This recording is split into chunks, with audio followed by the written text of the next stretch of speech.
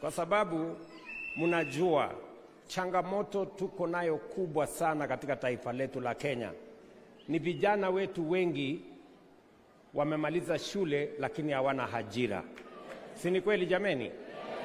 Na ajira lazima ipangiwe. Haiwezi kupatikana tukiholela.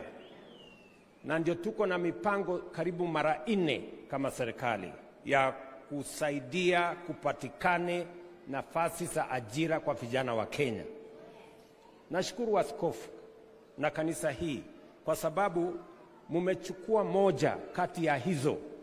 Mukasema hawa vijana wa kanisa hii na wengine mutawasaidia training, mumewapeleka hata wamejifundisha malugha zingine ndio waweze kushiriki katika mpango wa serikali ile inaitwa export of labor.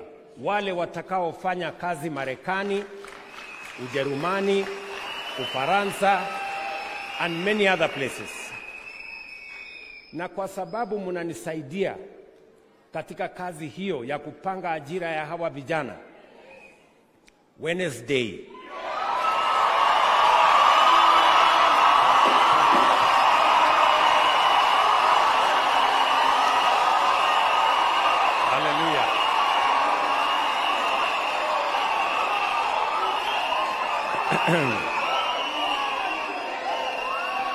Wednesday. Sawa sawa. Kwa Kiswahili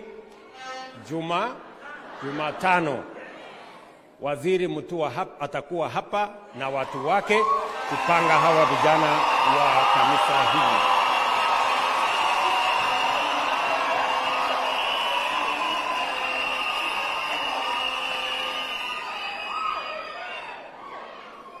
Sawa jameni?